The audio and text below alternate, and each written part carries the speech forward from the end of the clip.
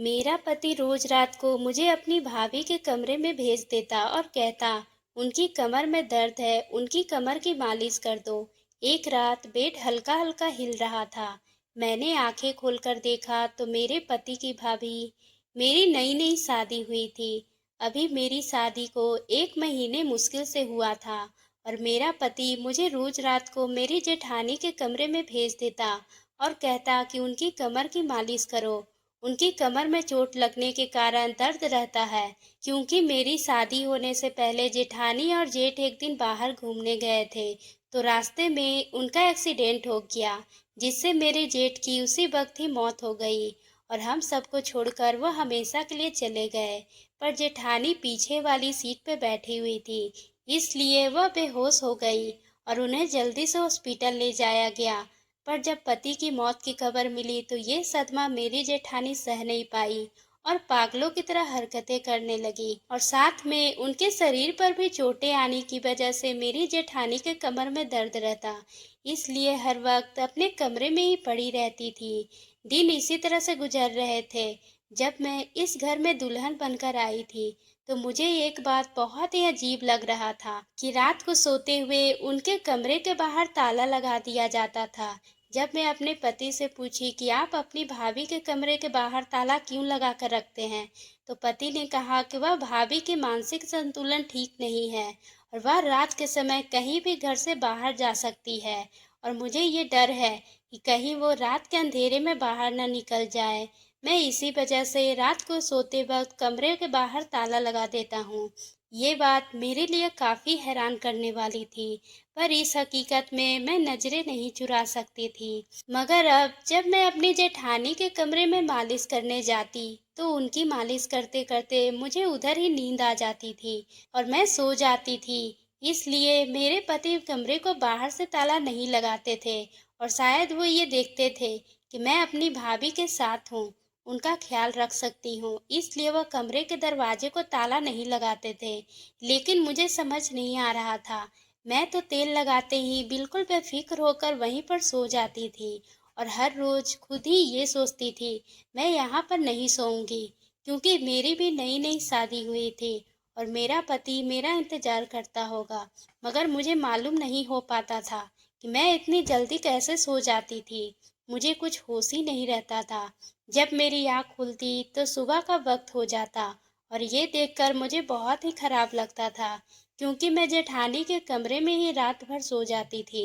इस वजह से मुझे लगता था कि अजीत को मेरी जेठानी के कमरे में सो जाने से नाराज तो नहीं। इसलिए मैं अपने पति से माफ़ी मांग ली तो वह मुझसे अपने पास बिठाकर कहने लगा, मैं तुमसे नाराज बिल्कुल भी नहीं हूँ, क्योंकि तुम मेरी भाभी का इतना ख्याल रखती हो और सारा दिन घर के कामकाज करके थक जाती होगी, इसलिए शायद वहाँ थकान के मारे नींद आ जाती है। इससे मैं नाराज होने की कोई बात नहीं है। ये सुनकर मैं बहुत ही खुश हो जाती थी। मुझे इतना अच्छा पति मिला, मगर फिर भी मैं ज़्यादा वक्त अपने पति के साथ रहना चाहती थी।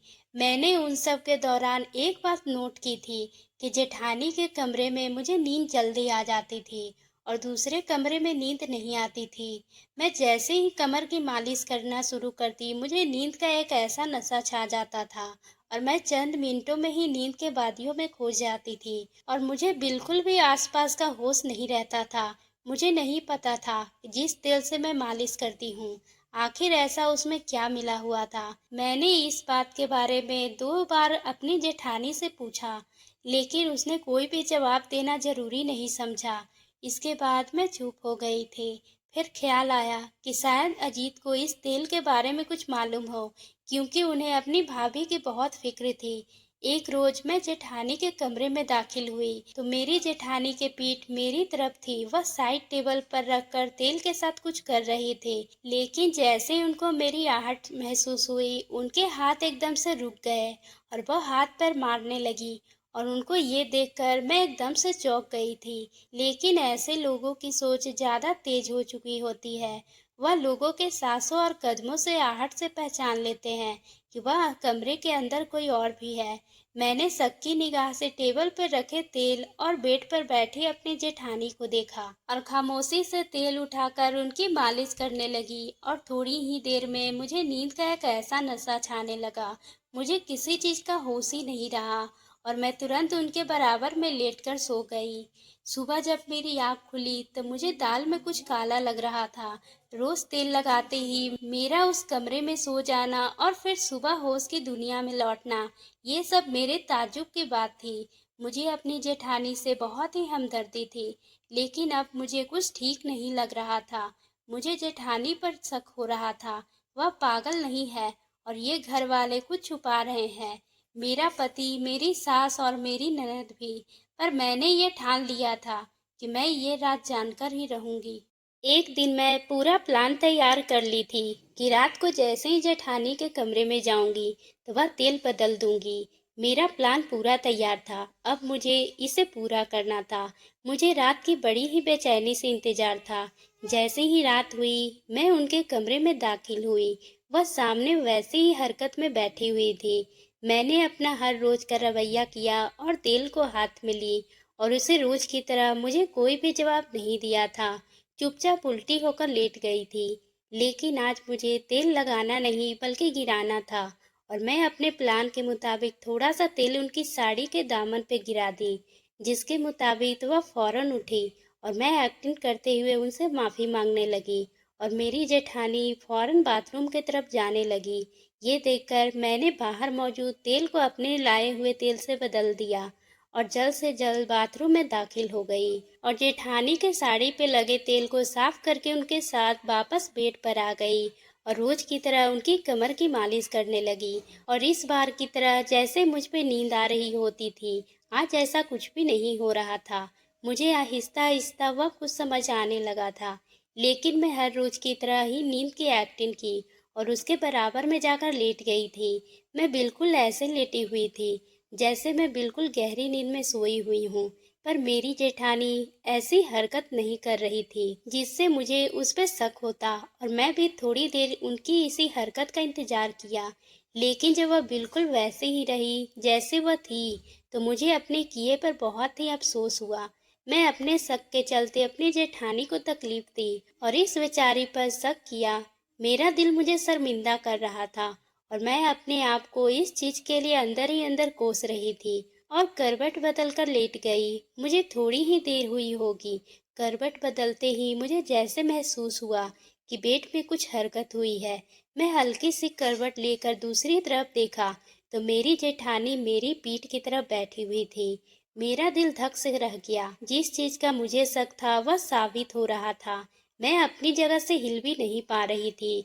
मुझे तो अब इतनी ताकत भी नहीं थी कि मैं उठकर इस बात के लिए सवाल कर लूं। मैं खामोशी से लेटी रही और उनके बाहर आने का इंतजार कर रही थी। वह बिल्कुल नॉर्मल लोगों की तरह नजर आई और शीशे पर खड़ी होकर अपने चेहरे का मेकअप करने लगी। मेरे लिए ये सब एक सांस रोक देने वाला कारनामा था। फिर वह कुछ ही कदम चलकर मेरे पास आई और झुककर मेरी तरफ देखने लगी। उसने अच्छे से हाथ हिलाया और मेरे मुंह को चेक किया कि कहीं मैं जाग तो नहीं रही हूँ। जब उसे यकीन हो गया कि मैं पूरे तौर पे सो चुकी हूँ, तो उसने मेरे साथ वह किया जो ये देखकर मेरे तो होश ही उड़ गए। मेरी माँ मुझे शादी के वक्त अच्छी तरह से समझाया था कि अगर अपनी शादीशुदा जिंदगी में खुश रहना चाहती हो तो अपने ससुराल वालों को हमेशा खुश रखना चाहिए।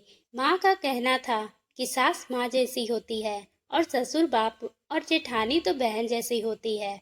और मैं वैसे भी काफी रहम दिल थी, सबका ख्याल रखती थी। मैं अपनी जिंदगी में बहुत ही खुश थी क्योंकि मैं अपने ससुराल वालों को खुद से बढ़कर समझती थी, जिसकी वजह से मेरे पति मुझसे बेहद मोहब्बत करते थे। लेकिन इस बात को मेरे पति और जेठानी अपना फायदा बना लिए थे। जब मैं शादी होकर इस घर में आई थी तो मेरी एक जेठानी थी जो कि विधवा थी। उनको कभी कभी पागलपन के दौरे भी पड़ते थे। उसके सब काम कोई ना कोई कर देता था। मुझे इस बेचारी पे बहुत ही तरस आता था। मुझे उनकी भविष्य की भी फिक्र सताने लगी थी। क्या ये बेचारी सारी जिंदगी बिना दूसरी शादी के गुजार देगी? मैं इस बारे में अपने पति से भी बात करती थी, लेकिन उन्होंने भी मेरी सारी बातें सुनने के बाद भी इतना ही कहा कि ज्यादा परेशान ना हो, एक दिन सब कुछ ठीक हो जाएगा। उनकी बात सुनकर मैं भी खामोश हो गई थी। शादी को कुछ ही दिन गुजरे होंगे। एक दिन अचानक पति ने मुझे रात को आकर कहा, तुम भाभी के कमरे में चली जाओ। क्योंकि भाभी अपने कमरे में रो रही है। उनकी कमर में दर्द हो रहा है। उनकी कमर की मालिश कर दो और रात को वहीं ठहर जाना।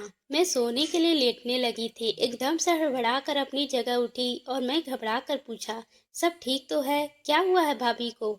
मुझे महसूस हुआ था जैसे मेरे पति की आंखों में नमी हो। मैं उनके कंधे पर हाथ रखी और दिलासा देते वाले अंदाज में बोली, आप परेशान ना हो, कमर में तो दर्द होता ही रहता है। मैं अभी कमर की मालिश कर दूंगी तो वह बिल्कुल ठीक हो जाएगी। उन्होंने सर हाँ में हिलाया और मुझे जाने का इशारा कर दिया।